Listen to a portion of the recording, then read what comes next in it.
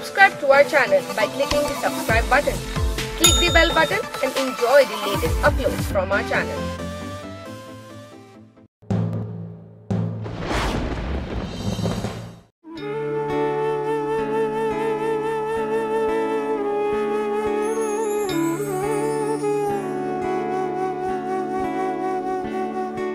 यार डाढ़ी इश्क आतिश लाई लाई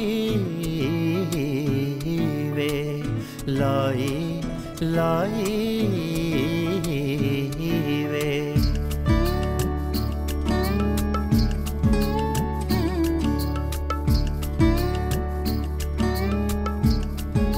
यार डाढ़ी इश्क आतिश। ये सब इतनी आसानी से नहीं हुआ शफक। मैं तुम्हारी नादानी की वजह से ये सब बिखरने नहीं दूंगी। तो आखिर में यही साबित हुआ ना अम्मी, आपको सबसे ज्यादा फिक्र नौलखे की है। तो आप मुझसे आजिज आ चुकी हैं। मुझे लगा ज़ैन ने मेरे साथ बहुत बुरा किया, लेकिन यहाँ तो अपने ही। मिठाई तो बटेगी पूरे खानदान में। इतनी बड़ी खुशी जो है अल्लाह ताला ने वारिस दे दिया इस घर को। और फिर जश्न भी होगा, उस जश्न में सबको बुलाएंगे। फूफो की तरफ भी मिठाई भिजवाइएगा। मैं तो कहती हूँ उन्हें मना कर ले आए, यही तो मौका है।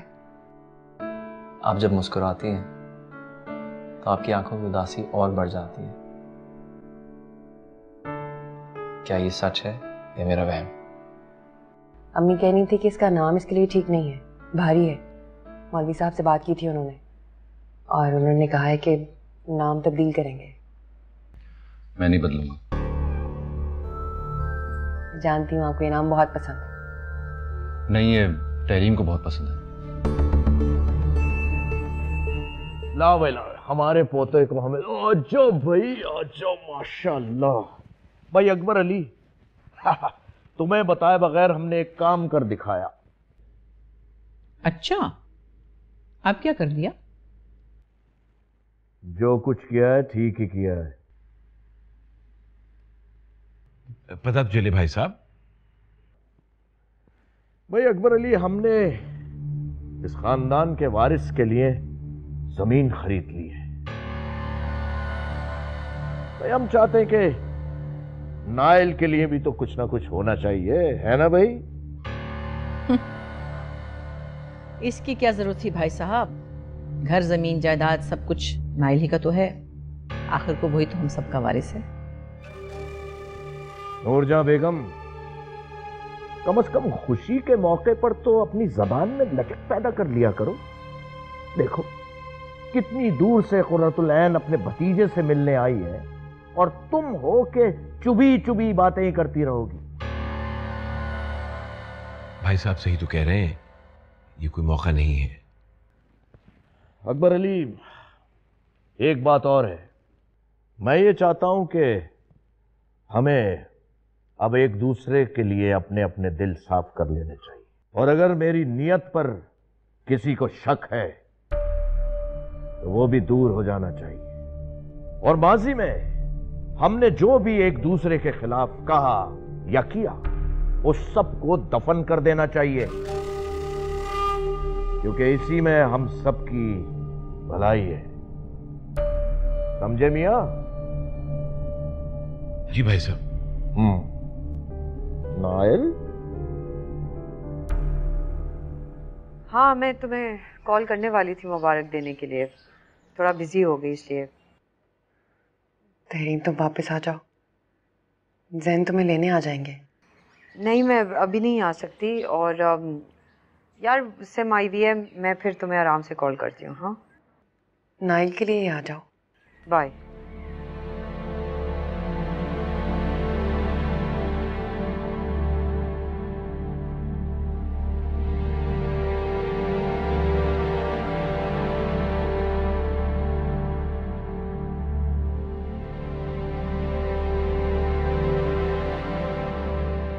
तुम पागल तो नहीं हो गए हो? तुम इस तरह मर जाओगी। मुझे लग रहा है मैं ऑलरेडी मर चुकी हूँ। बेवकूफ़ी वाली बातें ना करो। तुम आखिर चाहती क्या हो?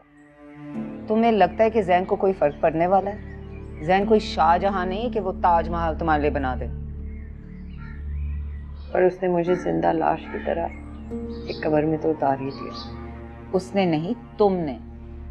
तुम आखिर चाहती क्या हो तेरी?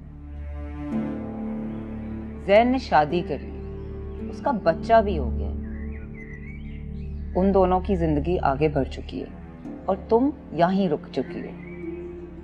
क्या फर्क पड़ता है? फर्क पड़ता है, बहुत फर्क पड़ता है। नहीं, कोई फर्क नहीं पड़ता।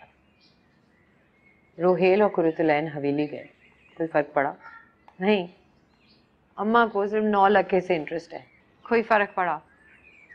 आई डोंट थिंक सो, कोई फर्क नहीं पड़ा। ठीक है, उनको फर्क नहीं पड़ता, लेकिन तुम्हें तो फर्क पड़ता है। मुझे भी फर्क नहीं पड़ता। मुझे तो ये बस समझ नहीं आ रही कि ये सब मेरे साथ क्यों हो रहा है। तुम ये सब सोचने के बजाय तुम ये सोचो कि आगे करना क्या है। तुम चाहती क्या हो तेरी? देखो, अगर तुम जैन के साथ रहना चाहती हो तो ठीक है, pick up the phone and call him, लेकिन याद रखना उसकी फैमिली कंप्लीट हो चुकी है। तुम्हारे लिए कोई गुंजाइश नहीं है, ना तो कोई जगह है। मैं क्या करूं? मुझे कुछ समझ ही नहीं आ रहा। मेरे पास एक ऑप्शन है, जैन को भूल जाओ और आगे सोचो, अपनी जिंदगी बनाओ। बहुत सारे ऑप्शन हैं। कौन से ऑप्शन है मेरे पास? अगर तुम दूसरी शादी का कह रही हो तो जस्ट फॉरगेट अबाउट इट। फिर फजूल बातें कर रही हो? किस चीज की कमी है तुमने? मैं बच्चा नहीं दे सकती, सबसे बड़ी कमी यही है मेरे अंदर। फॉर गॉड सेक्स तेरी। अच्छा ठीक है, ठीक है। Listen, I think Hamad likes you. तुम्हारा दिमाग तो ठीक है, तुम ये फजूल के अंदाजे क्यों लगा रही हो? ठीक है, फजूल के अंदाजे नहीं लगाती, हमाद नहीं तो कोई और सही। देखो, तुम एक इंटेलिजेंट, स्मार्ट, एजुकेटेड लड़की हो। तुम पॉजिटिव सोचो, नेगेटिव ना सोचो अपनी जिंदगी के बारे में। आगे की फ्यूचर के बारे में सोचो please. Here's to hoping. Trust me. भाई बड़े चालाक हैं तुम्हारे बड़े अब्बू। हाँ, उन्होंने समझा हमारे बच्चे के नाम पे जमीन कर देंगे तो हम अपना हिस्सा ही नहीं मांगेंगे उनसे। आप फिक्र नहीं करें बड़ी अम्मी, मुझे अंदाजा है। मुझे तो लगता है रोहेल और कुरुतुलैन को भी इसीलिए बुलाया होगा, वरना मुमताज कभी अपने बेटे बहू को ना आने देती है। ठीक कह रही हैं, पता नहीं बड़े अजीब से लोग हैं। बस तुम तो जैन अली जाके शहर से 9 लाख ले आओ, बहुत हो गई। वैसे भी हर लिहाज से शफक का हक है उस पर। अम्मी, 9 लाख मेरे पास रहे या तहरीम के पास, एक ही बात है। क्या मतलब? एक ही बात कैसे? ठीक है कि तहरीम इस घर की बहू है, लेकिन खानदान को वारिस तो तुम्ही ने दिया। बड़ी अम्मी, तहरीम इस घर की बहू है, उसे इस घर में ही होना चाहिए। मैं लेकर आऊंगा उसे। बहुत रह लिया उसने शहर में। वो क्यों आने लगी? क्या पता ना आए। और कहाँ जाएगी, क्या करेगी वो? मैं समझता हूं कि तहरीम का गुस्सा ठंडा हो जाना चाहिए, वो जिम्मेदारी है मेरी। वो इस घर में ही आएगी। खैर, जो तुम्हारे जी में आए करो, मेरा दिल नहीं मान रहा। बाकी जैसे तुम्हारी खुशी।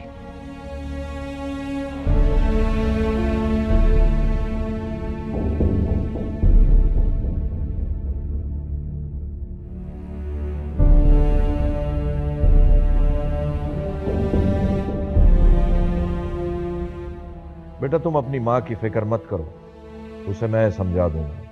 तुम बस अपना घर बनाना शुरू करो। घर बनवाना तो शुरू कर दूंगा मामू, बस मम्मी की थोड़ी टेंशन है मुझे। आपने खामखा अपने सर पे सवार किया हुआ है। एक बार घर बन जाएगा तो मामी भी खुश हो जाएंगी। बल्कि तुम सज्जाद को और मुमताज को अपने साथ ले जाना नए घर में। तहरीम की तो शादी हो जाएगी।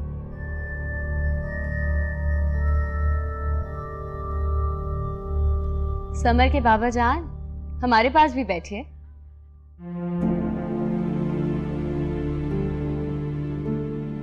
कैसे हैं आप लोग?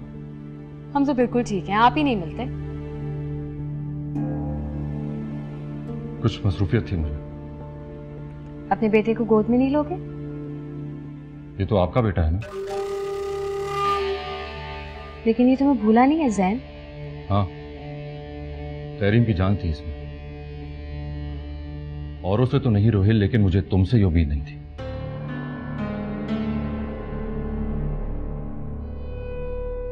मुझे कुछ काम है, बाद में बात होगी। इसका जब से अपना बच्चा हुआ इसके तो मिजाज ही नहीं मिल रहे। कैसे मिन्नतें की थी इसने मेरे बच्चे के लिए। जाने दो इसे, तुम दोनों अपना दिल खराब मत करो।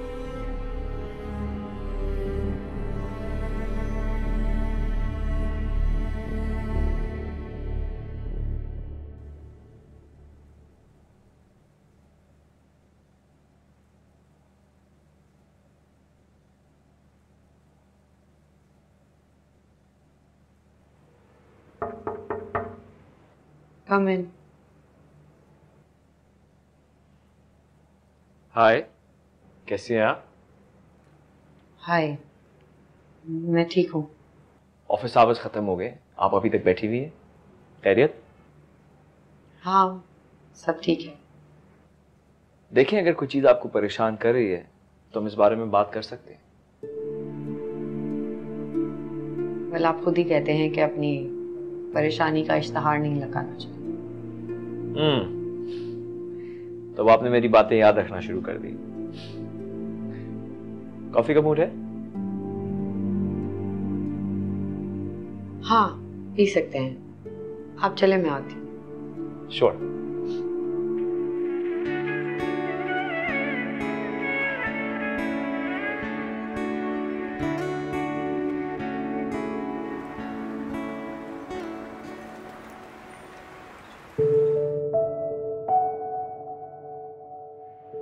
Life is a beautiful thing Tahreem. हर चीज की बुनियाद है इस पर। बात मैं बहुत सोचता हूँ। एक अजीब सी मोहब्बत है मुझे इससे। लगता है आप बहुत फिक्शन पढ़ते हैं। आपने कैसे अंदाजा लगाया? Just like that. बिल्कुल गलत अंदाजा लगाया आपने। मुझे रीडिंग का कोई शौक नहीं है। फिर भी इतनी किताब ही पाते हैं। पहले मुझे भी ऐसे ही लगता था जिंदगी के बारे में। बाहर, खुशियां, ये सारी बातें।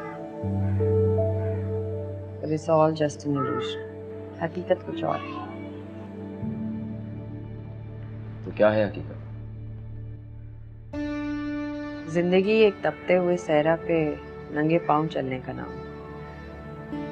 वाव, ये तो जरूर विलियम शेक्सपियर ने कहा होगा। आप तो वाकई बुक्स नहीं पढ़ते। ये मैंने कहा है।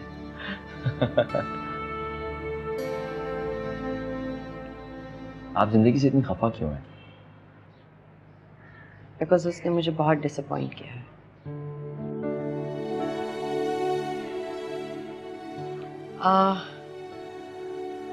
आप क्या सिर्फ हमेशा यहीं आते हैं कॉफी पीने? Yeah, I really love this place. It's really interesting.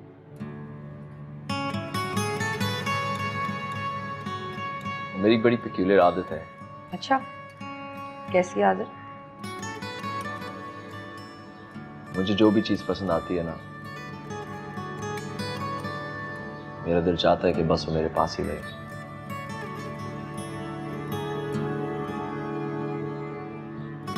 और मुझे आप ही बहुत पसंद है तेरे।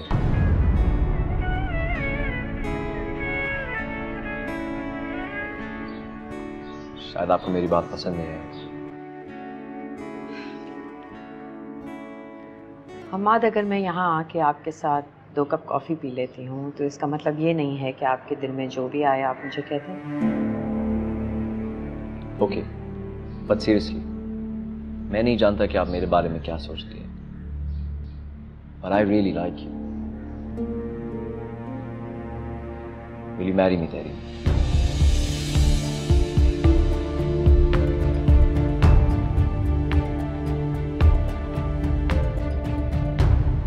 अगर आपको लगता है कि कोई भी राह चलता आदमी मुझे प्रपोज करेगा तो मैं उसे एक्सेप्ट कर लूँ। Terry, please try to understand. No, why don't you understand, Hammad? अगर मैंने आपके साथ 1-2 बार खाना क्या खा लिया, 2 कप कॉफी क्या पी ली, that does not give you the right to propose to me. तुमने मुझे इतना प्यारा तोहफा जो दिया है, मेरा बेटा नाइल।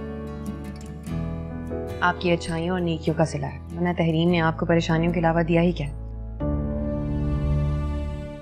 यार डाठी इश्क आतिश,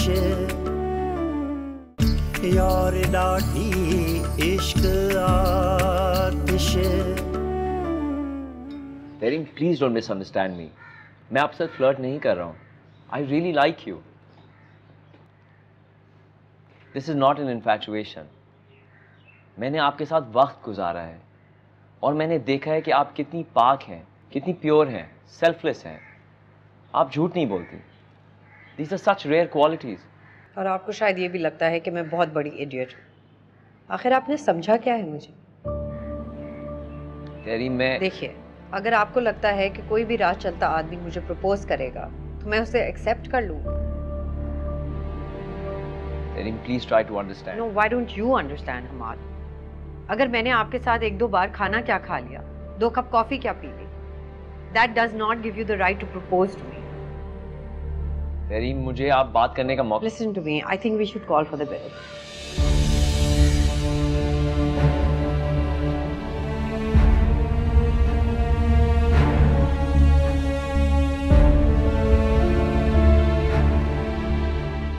थका ही दिया बच्चे को आपने खेल खेल के।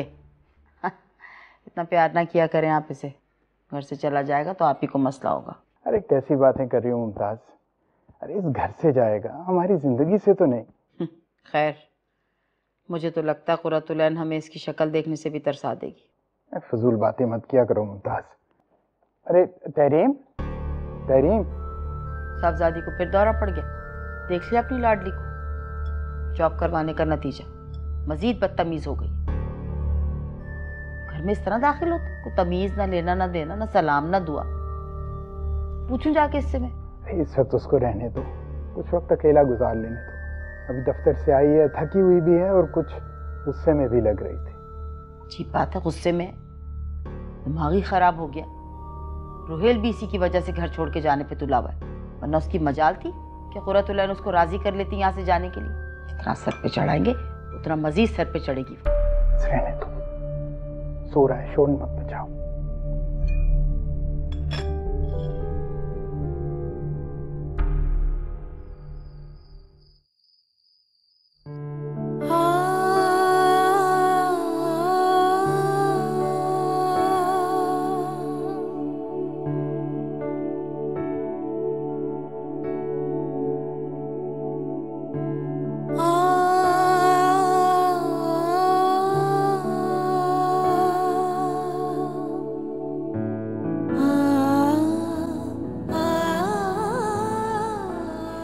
मत देखो मुझे ऐसे, सब बातें भूली जा रही हैं। क्या क्या नहीं सोचा था मैंने, कितने डायलॉग्स याद किए थे कि तुमसे लड़ूंगा, झगड़ूंगा और परेशान करूंगा तुम्हें, जितना तुमने मुझे इतने दिन सताया उसी तरह।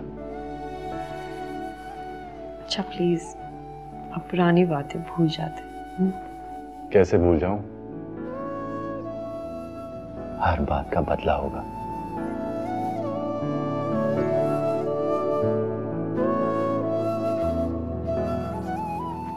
माँ बाप नहीं बन सकते।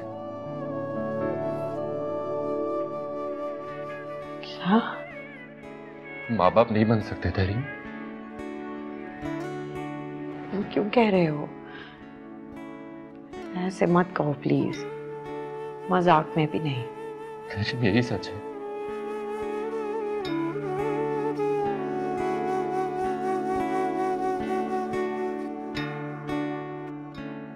मैं नहीं जानता कि आप मेरे बारे में क्या सोचती हैं, but I really like you. Will you marry me, तेरी? यार डाढ़ी इश्क आतिश,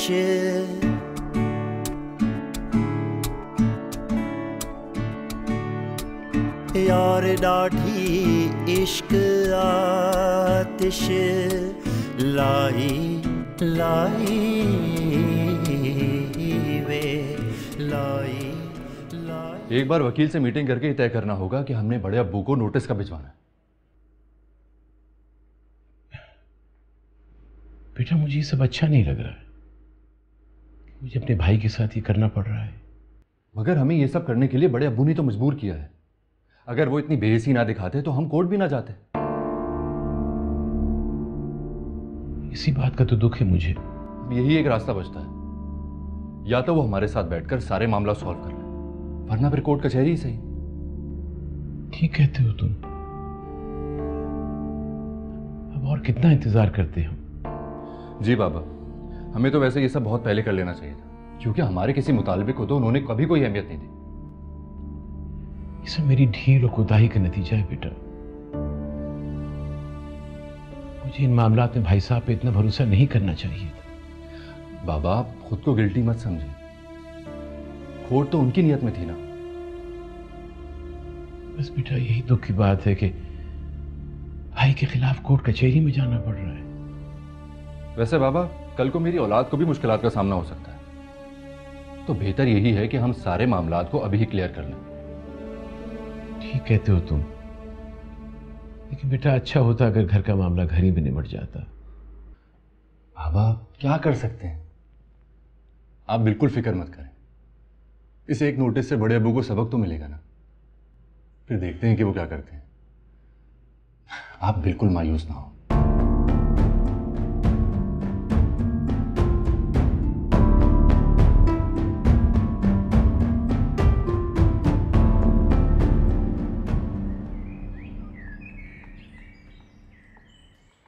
क्या जरूरत है तुम्हें तहरीम को वापस लाने में मियाँ का साथ देने की? क्या मतलब मम्मी? वो कुछ गलत तो नहीं कह रहे? गलत नहीं कह रहे? तुम्हें अंदाजा है वो क्या करने जा रहे हैं? मम्मी कुछ भी गलत नहीं चाहते वो सिर्फ चीजों को ठीक करना चाहते हैं। अगर वो तहरीम को नहीं छोड़ना चाहते तो जबरदस्ती तो नहीं की जा सकती ना उनके साथ। शफक तुम बहुत अहमक हो। तुम तहरीम के लिए रास्ता हमवार नहीं कर रही हो, तुम अपने लिए कुआं खोद रही हो। तुम्हारा क्या ख्याल है वो आ जाएगी तो तुम सब हंसी खुशी रहने लगोगे? ये कोई डाइजेस्ट या नॉवल की कहानी नहीं है बेटा। उसके आने से तुम्हारी औलाद और तुम्हें 100 मसले हो सकते हैं। लेकिन अम्मी आपने तो कहा था कि औलाद मर्द को बांध लेती है। बांध लेती है, लेकिन इसका मतलब ये भी नहीं कि तुम अपने सर पे तलवार ही लटका लो। अम्मी देखो मैं तुम्हें समझा रही हूँ, तहरीम का ना आना तुम्हारी शादीशुदा जिंदगी की सलामती के लिए बहुत जरूरी है। वैसे भी इस रिश्ते में कोई जान ही नहीं रही। इस बेजान रिश्ते का टूट जाना हम सबके लिए बेहतर है। अम्मी मैं तो देख लो, अगर तहरीम वापस आ गई तो ज़ैन अली इसकी मोहब्बत में फिर से पागल हो जाएगा। मर्द पर भरोसा नहीं किया जा सकता मोहब्बत के मामले में, और जो औरतें ऐसा करती हैं वो सारी उम्र सर पे हाथ रख के रोती हैं। अम्मी मेरी तो कुछ समझ में नहीं आ रहा, मैं क्या करूं? यही तो तुम्हें कह रही हूँ कि तहरीम को वापस मत आने दो। देखो वो अगर आ गई ना, ज़ैन अली को फिर से बहका देगी, और फिर क्या पता वो उसको बहकाकर तुम्हारा बच्चा हथिया ले और तुम्हें ज़ैन अली की जिंदगी से निकाल बाहर करे, क्योंकि वो तुम्हारी तरह बुद्धू नहीं है। ऐसा तो ना कह अम्मी प्लीज। देखो यही तो समझा रही हूँ तुम्हें मेरी जान, अभी भी वक्त है, संभाल लो सब कुछ।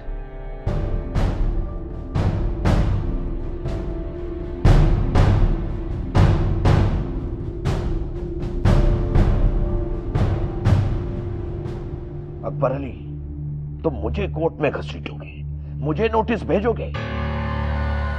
मैंने कहा था कि माजी की बात जाने दो। तुम्हारे पोते के नाम जमीन लिए उसे वारिस बनाया है, लेकिन तुम्हें अपनी जिद के आगे कुछ नजर नहीं आता। तो ठीक है, ऐसा है तो फिर ऐसा ही सही। अब देखो मैं क्या करता हूं तुम्हारे साथ।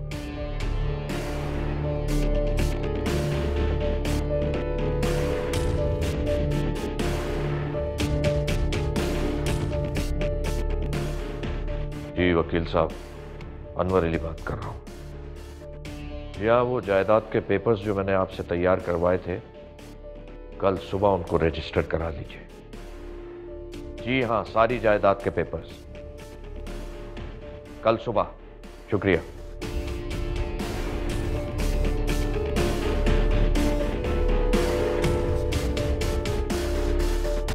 मेरी तो समझ में नहीं आ रहा है कि भाई साहब ने कुछ कहा क्यों नहीं। मैं तो समझा था वो कुछ तो कहेंगे। कहने को बचा ही क्या अनवर अली के पास? भाई केस अदालत में जाएगा तो ही बात बनेगी। तुमने बहुत अच्छा किया। वैसे भी अब्बा जी की वसीयत सामने आते ही होश उड़ जाएंगे उनके। तुम देख लेना, फिक्र मत करो, सब ठीक हो जाएगा।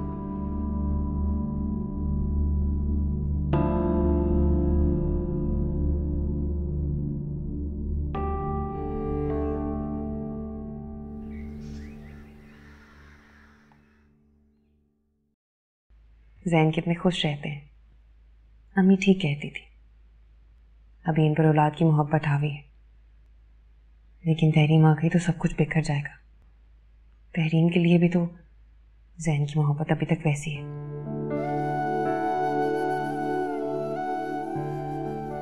अभी भी उसका नाम सुन के बेचैन हो जाते, उसे वापस लाना चाहते। क्या यही बेहतर है? क्या तहरीम और जैन की शादी खत्म हो जानी चाहिए? जो भी हो, मुझे जैन को अपने पास रोकना होगा। तहरीम उनका माजी थी और मैं जैन का हाल भी हूं और मुस्तकबिल भी।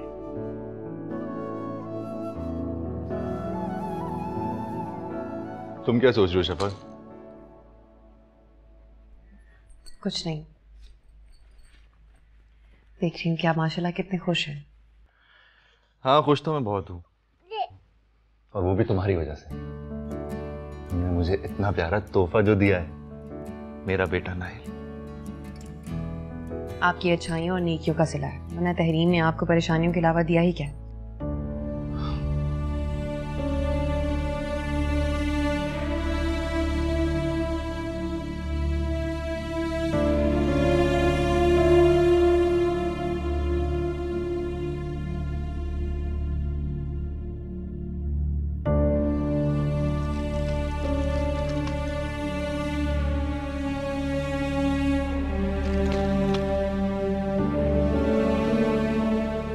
बेटा, ये कुछ जायदाद के कागजात हैं जो मैंने कुर्रतुल ऐन और तुम्हारे नाम कर दिए।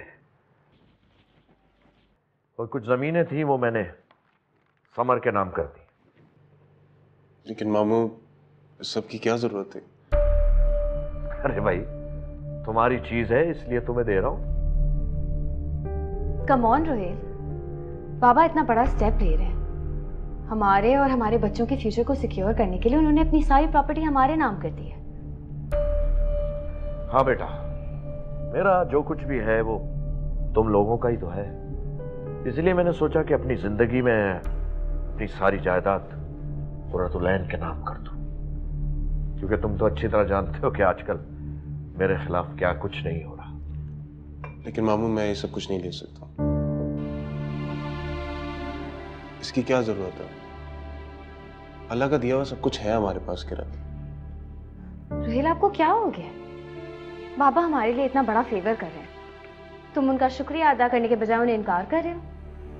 लोग जायदाद हासिल करने के लिए क्या कुछ नहीं करते और तुम। मामू, मुझे इस सब की कोई जरूरत नहीं है,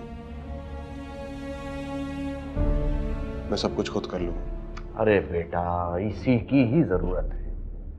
बेटा, तुम अभी नासमझ हो। जो मुस्तकबिल मैं देख सकता हूं ना, तुम नहीं देख सकते। बेटा, ये सब कुछ मैंने बड़ी मेहनत से पाया है। अपने माँ बाप का नाम, खानदान का नाम मैंने बड़ी मुश्किल से संभाल के रखा है। और देखो, मेरे खिलाफ केस कर दिया है उन लोगों ने। क्यों? क्या मेरा इतना सा भी हक नहीं है इन चीजों पर? इसलिए मैंने सोचा है कि अपनी जिंदगी में ही सब कुछ कुर्रतुल ऐन के नाम कर दूं, ताकि मेरे बाद मेरी बेटी को कोई परेशानी ना उठानी पड़े। मामू, आप ऐसी बातें ना करें प्लीज। मैं रख लेता हूँ।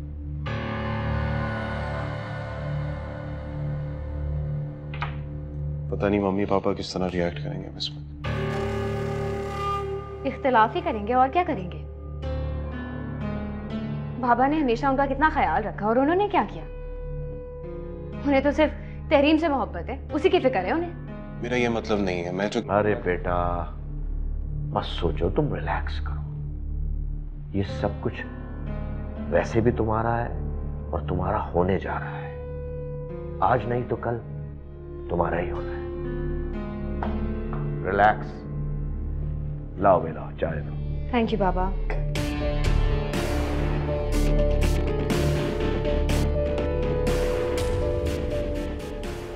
और ये बंटवारे का उसूल कब से शुरू हो गया? अगर बंटवारा करना ही है तो पहले हम तीनों का नाम आता है, बाद में बेटी को हिस्सा दें। तुम अच्छी तरह से जानती हो कि मैं उससे खफा जरूर था, लेकिन उसको अपनी जिंदगी से निकालना नहीं चाहता था। मुझे तब उससे खौफ आने लगा है। कैसा खौफ? कहीं उसकी नजर न लग जाए हमारे बच्चे को। यार डाढ़ी इश्क आतिश, यार डाढ़ी इश्क आतिश।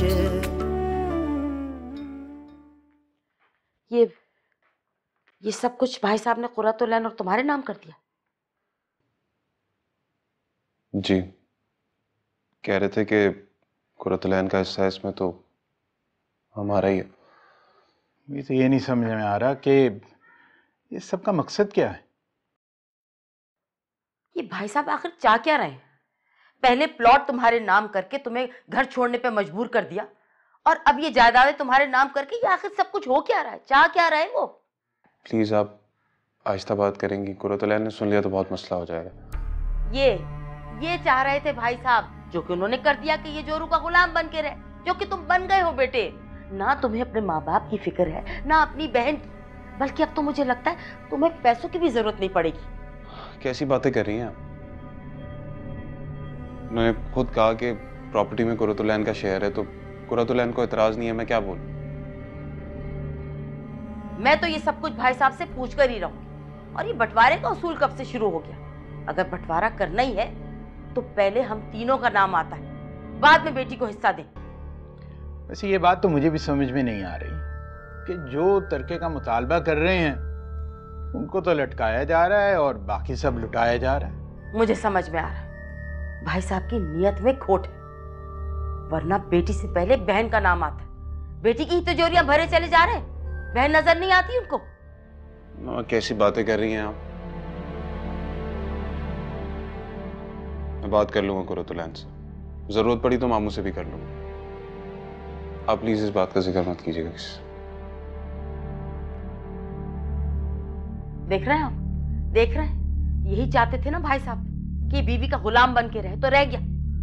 मैं बता रही हूँ सज्जाद, मैं तो जायदाद में हिस्सा मांग कर ही रहूंगी। अरे तुम्हें क्या जरूरत है मुमताज? जरूरत की बात नहीं है, बात उसूल की है। बेटी से पहले बहन का नाम आता है, वो बेटी की ही तिजोरियां भरे चले जा रहे हैं। अब तुम ये नया बखेरा खड़ा कर दो। अब बेटी की तुम्हें कोई फिक्र नहीं है, उसका मामला अभी तक बीच में अटका हुआ है। बखेड़ा नहीं, अब बंटवारा होगा। आखिर मुझे मेरे भाइयों ने दिया ही क्या है? 9 लाख तो दे नहीं सके। अरे 9 लाख तुम्हारे पास ही है। 9 लाख सिर्फ मेरी मेहनत और कोशिशों की वजह से, जिस पर वो कभी भी हक जमा कर वापस मांग सकते। अरे तुम अपनी बेटी को नजरअंदाज करके नया बखेड़ा क्यों खड़ा कर रही हो? तुम्हें तहरीम की कोई फिक्र नहीं है, तुम्हारी वजह से। बस कर दे सज्जाद, आप हमेशा मुझी को क्यों इल्जाम देते? तहरीम इतनी सीधी नहीं है जो मेरी बातें आंख बंद करके मान ले। तुम बात समझने की कोशिश। मैंने आपसे कहा ना, तहरीम अगर अपने आप को इतना समझदार समझती है तो वही हवेली में रह के उन लोगों का नाक पे दम किया होता ना। यहाँ क्यों आ गई हमें परेशान करने?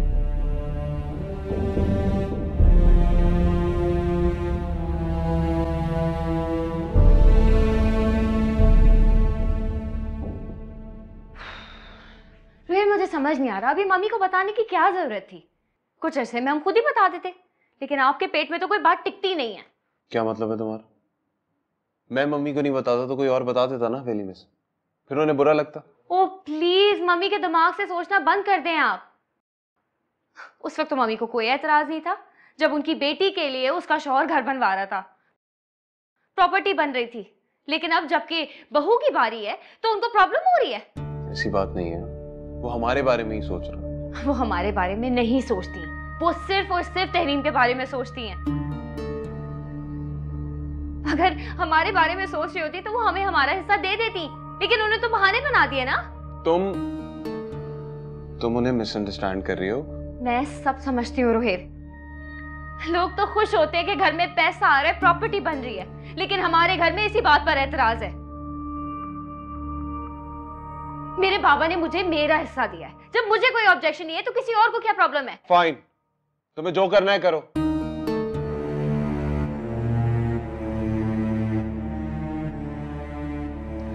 Rohit please try to understand. बाबा ने हमें प्रॉपर्टी दी है, घर में पैसे किसे आते बुरे लगते हैं, और बाबा ने तो मुझे मेरा हिस्सा दिया है ना, इससे हमारे बच्चों का फ्यूचर सिक्योर हो जाएगा। और मैं जानती हूँ आपकी बहुत अच्छी जॉब है, लेकिन जॉब तो फिर जॉब होती है ना। उन पैसों से हम अपना बिजनेस शुरू कर लेते हैं, या तो इमिग्रेशन के लिए अप्लाई कर देते हैं। मुझे यहाँ नहीं रहना। मैं रोज रोज की चिक चिक से तंग आ चुकी हूँ, और पता है ना आपको बच्चों पे कितना बुरा असर पड़ता है। और आप तो लंदन में रह भी चुके हैं, कितना एडवांटेज है आपको इस बात का। शादी से पहले मैंने तुम्हें कहा था कि हम बाहर हैं, लेकिन तुमने मुझे फोर्स किया था कि हम यहाँ सेटल हो जाते हैं, याद है? सॉरी, मैं मानती हूँ मेरी गलती है। अब मुझे यहाँ नहीं रहना। यहाँ के सारे हालात देखकर मुझे बाहर जाना है, इमिग्रेशन करवाएं बस, प्लीज।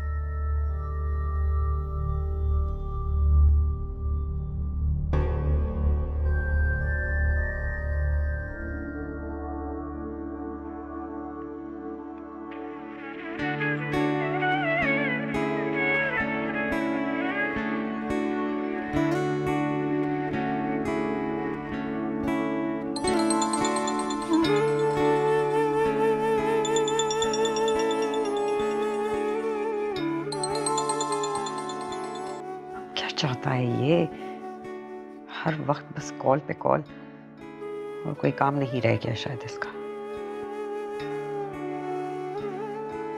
कह तो दिया है कि 9 लाख दे दूंगी, वैसे भी तैयार तो बैठा होगा मुझे छोड़ने के लिए, सिर्फ 9 लाख का इंतजार होगा। ये क्या हो गया है ज़ैन, क्यों होने दिया तुमने ऐसा? कितना आगे निकल गए हो तुम, और मैं आज भी वहीं खड़ी।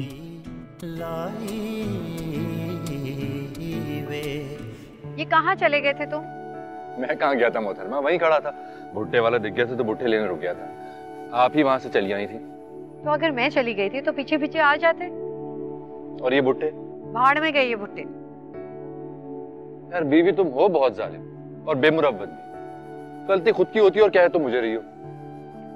पहली और आखिरी दफा कह रही हूँ, गलती चाहे मेरी हो, सॉरी हमेशा तुम ही करोगे। अच्छा भाई माफ कर दो, मैं तुम्हें छोड़कर कहीं नहीं जाऊंगा। Thank you. हमेशा तुम्हें अपने साथ रखूंगा, मेरे साथ तो रहो। भुट्टे कौन खाएगा? नरम वाला कौन सा है? ये वाला। चलो।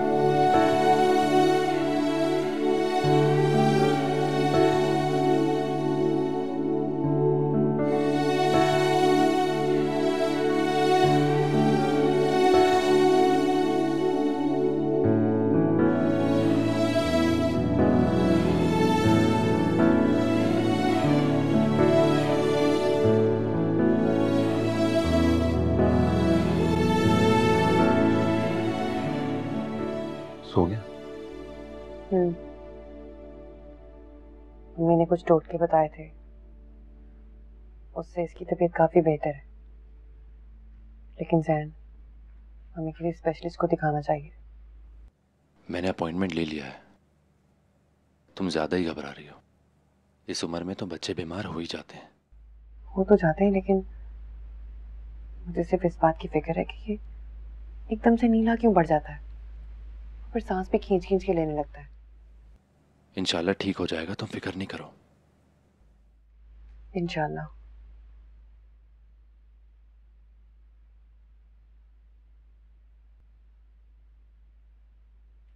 आपका राब्ता हुआ तहरीम से? नहीं, वो मेरी कॉल रिसीव नहीं कर रही है और ना ही टेक्स्ट का रिप्लाई कर रही है। मुझे तो लगता है कि वो जान के कर रही है। शायद। तुम तो जानती हो उसके मिजाज को। इसीलिए तो कह रही हूँ।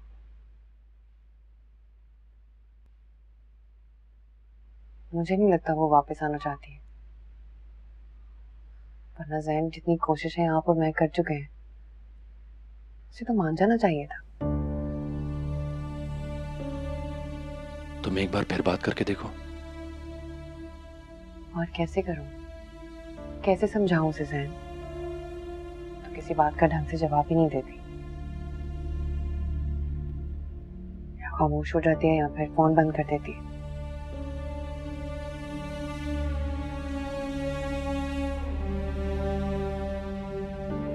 मुझे तो लगता है हमारे बच्चे से खुश नहीं है वो। नहीं, ऐसा नहीं है। तुमने खुद ही तो कहा था कि तहरीन में मुबारकबाद दी थी अच्छी तरह से। झूठ बोला था मैंने। आप प्लीज नाराज मत होइएगा सर। मैं तो सिर्फ ये चाहती थी कि आप दोनों के बीच के फासले खत्म हो जाए, कोई गुंजाइश निकल आए। गुंजाइश निकालने की जरूरत नहीं थी। तुम अच्छी तरह से जानती हो कि मैं उससे खफा जरूर था, लेकिन उसको अपनी जिंदगी से निकालना नहीं चाहता था।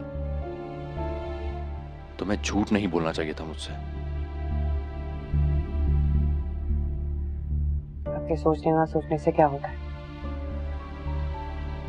मसला तो ये है ना कि वो क्या सोचती है, क्या समझती है।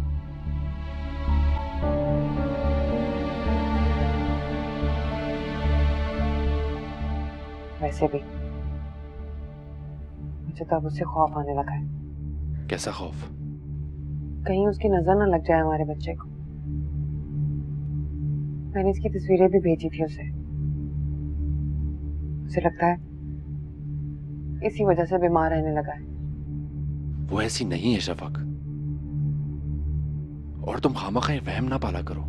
इंसान को बदलने में ज्यादा टाइम नहीं लगता ज़ैन। प्लीज सोच लें आप।